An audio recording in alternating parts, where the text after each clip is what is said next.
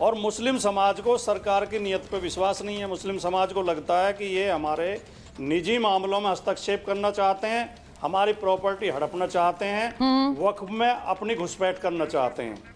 तो लोकतंत्र का तकाजा ये है कि अल्पसंख्यक समाज को अगर विश्वास नहीं है तो उसको डिले कर दिया जाए, और इसके लिए जेपीसी भी बनी। जेपीसी ने 44 संशोधन सुधारे, सरकार उन्हें मान नहीं रही, सरकार जिद पे अड़ी हुई है, तानाशाही पे अड़ी हुई है, बिल लाने पे अड़ी हुई है। अब आपने सुचरिता जी कहा अपने वक्तव्य में कि संवैधानिक तरीके से बिल लाया जा रहा है, तो विरोध भी तो संवैधानिक तरीके से किया जा रहा है। ये भी तो देश की जनता का, देश के नागरिकों का हक है। संविधान हमें हक देता है विरोध प्रदर्शन करने का, सड़कों पे नारे लगाने का। सर मैंने आपकी बात मान ली। जो आप जिसे धमकी कह रही हैं उसमें ये कहा गया है। सर मैंने आपकी बात मान ली। मैं तो जानती हूँ कि आप सीधे खरी खरी बोलते हैं, इसीलिए तो आपसे पूछा, क्योंकि वारिस साहब इसे धमकी नहीं मान रहे हैं शायद। लेकिन मैं आपसे पूछूंगी कि देश के सांसद को ये कहना कि पास करके तो दिखाओ तो बता देंगे हश्र क्या होता है, ये धमकी नहीं है क्या? भाटी जी को ये धमकी नहीं लग रही? नहीं, ये बिल्कुल आंदोलन की आम भाषा होती है कि अगर सरकार ने हमारी मांग नहीं मानी। बहुत बढ़िया है सर। सर देखिए, मैं आपसे सहमत नहीं हूँ भाटी जी। भाटी जी अक्सर आपसे सहमत होती हूँ कई बातों पर, ये आपको आम भाषा लग रही है आंदोलन की। वाह वाह, और वारिस साहब हंस रहे हैं। वारिस साहब कह रहे हैं यही है, वारिस साहब आपको यही आंदोलन की भाषा लग रही है। दिखा देंगे, बता देंगे, सड़क पर उतर आएंगे, ये आम भाषा है। लोग अरे सरकार में गुस्सा है, लोगों के दिल में दिमाग में जमीनें खा रही है। सुचरिता जी आगे आगे भाटी जी आ रही है। सुचरिता जी गुस्सा आपके अंदर रहेगा ना कि मेरा घर को कैसा खा गुस्सा तो बहुत लोगों में। ये आपका मतलब ये है गुस्सा हो तो सड़क पर उतरकर धमकी देना शुरू कर दो, फिर क्या बता देंगे, क्या दिखा देंगे। Sir this is not done. इस समय आप संविधान भूल जाते हैं, इस समय आप देश का कॉन्स्टिट्यूशन भूल जाते हैं, अपने कन्वीनियंस से संविधान को उठा लेते हैं।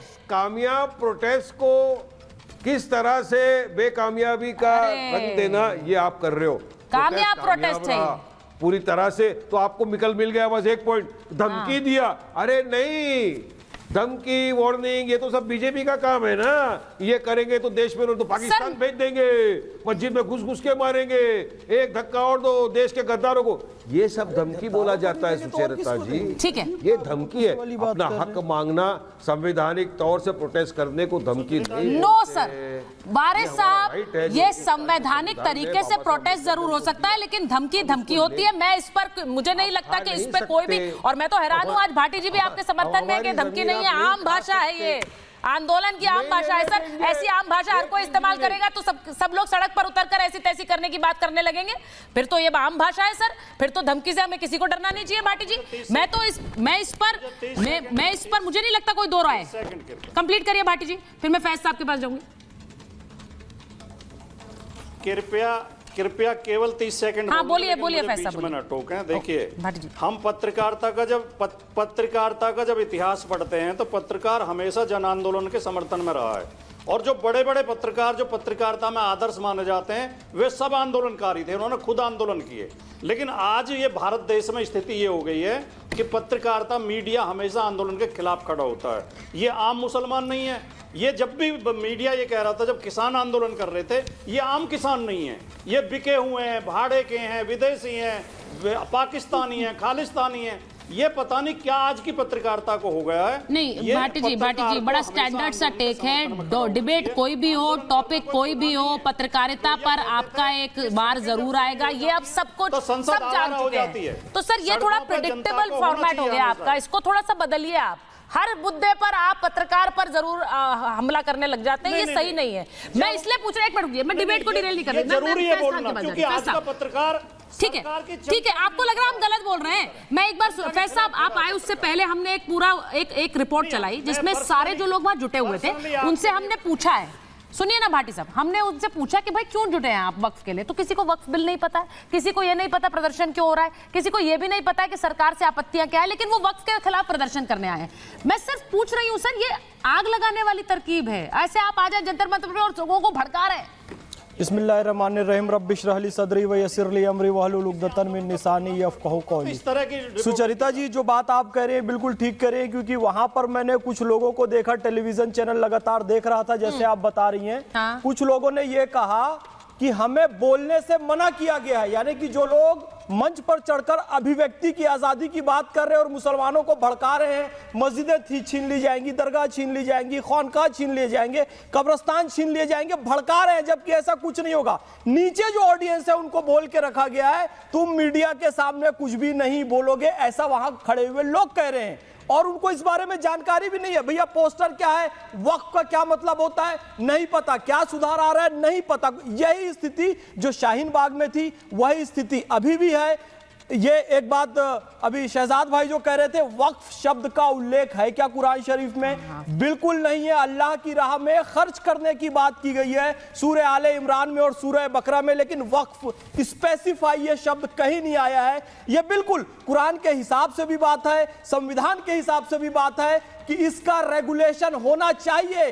पैगंबर हजरत मोहम्मद सल्लल्लाहु अलैहि वसल्लम ने भी हजरत उमर को यही निर्देश दिया था कि अल्लाह की राह में खर्च करो, और वो सही तरीके से गरीब मिस्कीनों तक पहुंच रहा है कि नहीं इसका ख्याल रखो। तो ये जो वक्फ अमेंडमेंट बिल आ रहा है ये इसी बात का ख्याल रखने के लिए है। और किरण रिजिजू जी ने स्पष्ट किया है कि उन पर यह आरोप लगाया गया, शर्म की बात है कि तुम बुद्धिस्ट हो इसलिए वक्फ पर नहीं बोलो, लेकिन किरण रिजिजू जी ने कहा कि मेरे लिए सौभाग्य की बात है कि आज मैं एक बुद्धिस्ट होकर संसद में खड़े होकर मुसलमानों के हक की बात कर रहा हूं और मुसलमानों तक ये हक पहुंचेगा, मैं इस बात को सुनिश्चित करूंगा। कोई भी जो ये दलाली जो लोग कर रहे हैं वक्फ की, यानी कि किराया आना चाहिए 50,000 मेन रोड में दुकान है, दे रहे हैं 50 रुपए, अब इनके चंगुल से वक्फ। तो all India Muslim personal board ये क्या यही कर रहा है क्या? फैसला यही कर रहा है। All India Muslim personal law board क्या कर रहा है? इन लोगों के पास कब्जे में सारी जमीनें हैं वक्फ की भूमि पर, ये खुद कब्जा बैठे हुए, इसलिए धमकी क्यों दे रहे हैं? ये मोहम्मद अदीब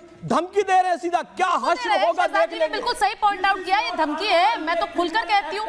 और मीडिया अपनी सही भूमिका निभा रहा है, बिल्कुल न तीर निकालो न तलवार निकालो, हो तोप मुकाबिल तो अखबार निकालो। ये गुंडे जैसे तत्व हैं जिनके सामने मीडिया डट कर खड़ा हुआ है। राशिद शरीफ साहब, all India Muslim personal law board के लिए सिर्फ फैज खान नहीं है, कई और मौलानाओं ने कहा है कि all India Muslim personal law board compromise है, ये प्रदर्शन कॉम्प्रोमाइज है।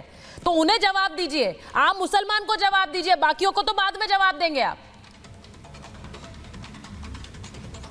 नहीं मैडम, बिल्कुल जो आज जंतर मंतर पे बैठे हैं लोग, जो all India Muslim personal law board के लोग बैठे हुए, AIMIM के लोग बैठे हुए हैं, कोई छोटे लोग नहीं हैं लोग।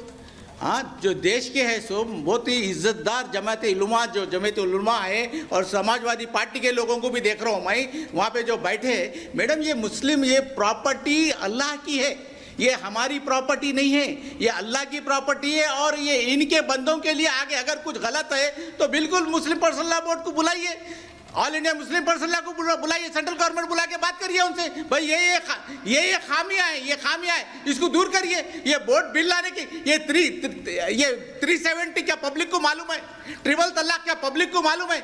महाकुंभ के मेले में मुसलमानों को रोके क्या पब्लिक को मालूम है? होली से दूर रखे मुसलमानों को, वहाँ के बाजार लगाने नहीं दिए, वहाँ पे दुकान कारोबार लगाने नहीं, क्या वो दूर है?